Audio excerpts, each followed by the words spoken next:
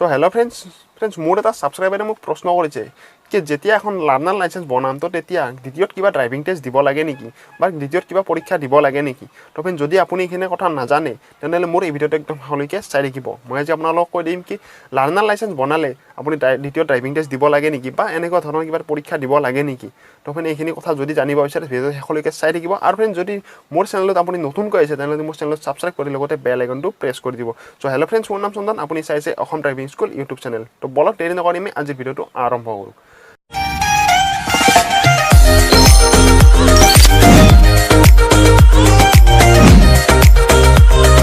তো ফ্ৰেণ্ড চাওক যেতিয়া আপুনি এখন ড্ৰাইভিং লাইসেন্সৰ বাবে লাৰ্নাৰ লাইসেন্স পাব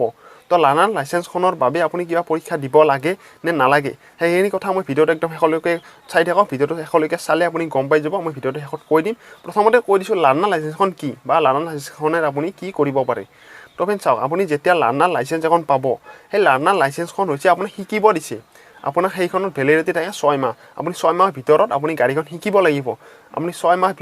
ভিতৰত যেতিয়া আপুনি গাড়ীখন শিকিব তো শিকাৰ পিছতে আপুনি এখন ড্ৰাইভিং লাইসেন্স এপ্লাই কৰিব পাৰিব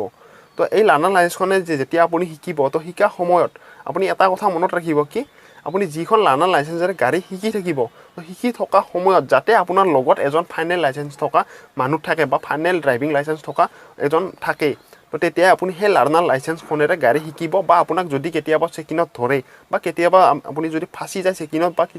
কেতিয়াবা আপোনাক ধৰে মুঠতে এই কিছু কৈছোঁ তো তেতিয়া আপুনি বাচিব পাৰিব আপুনি ফাইন দিব নালাগে যদি আপোনাৰ লগত এজন ফাইনেল লাইসেন্স থকা মানুহ থাকে কিয়নো লাৰ্নাৰ লাইসেন্সখনৰ নামেই হৈছে লাৰ্নাৰ মানে কি আপুনি শিকি আছে বা আপুনি শিকিব পাৰে সেই লাৰ্নাৰ লাইসেন্সখনেৰে তো তেতিয়াহে আপুনি এখন শিকিব পাৰিব আপুনি লাৰ্নাৰ লাইসেন্স পালে সেই লাৰ্নাৰ লাইসেন্সখন ভেলিড 6 মাহ আপোনাক প্ৰথমতে কৈ দিছোঁ তো সেই 6 মাহৰ ভিতৰত আপুনি এমাহ যোৱাৰ পিছতেই এখন ফাইনেল লাইসেন্স এপ্লাই কৰিব পাৰিব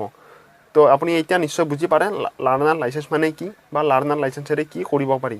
তো যদি কিবা বুজি পোৱা নাই ভিডিঅ'টোৰ তলত কমেণ্ট কৰক মই আপোনালোকক আৰু ভালদৰে বুজাই দিম তো ফ্ৰেণ্ড চাওক এতিয়া কৈছোঁ আপোনাক লাৰ্নাৰ লাইসেন্সৰ বাবে আপুনি পৰীক্ষা দিব লাগে নেকি তো লাৰ্নাৰ লাইসেন্সৰ বাবে আপুনি পৰীক্ষা দিব নালাগে কিয় নালাগে আপুনি লাৰ্নাৰ লাইসেন্সখনেৰে আপুনি শিকিবহে লাৰ্নাৰখন আপোনাক শিকিবহে দিছে আপোনাক যেতিয়া লাৰ্নাৰখন দিব আপোনাক শিকিব দিছে তো শিকা সময়ত আপুনি পৰীক্ষা দিব নালাগে আপুনি যেতিয়া শিকি ল'ব গোটেইখিনি আপুনি জানি ল'ব তো তাৰপিছত যেতিয়া ফাইনেল লাইসেন্স এপ্লাই কৰিব তেতিয়া আপুনি পৰীক্ষা দিব লাগিব তেতিয়া আপুনি ড্ৰাইভিং টেষ্ট দিব লাগিব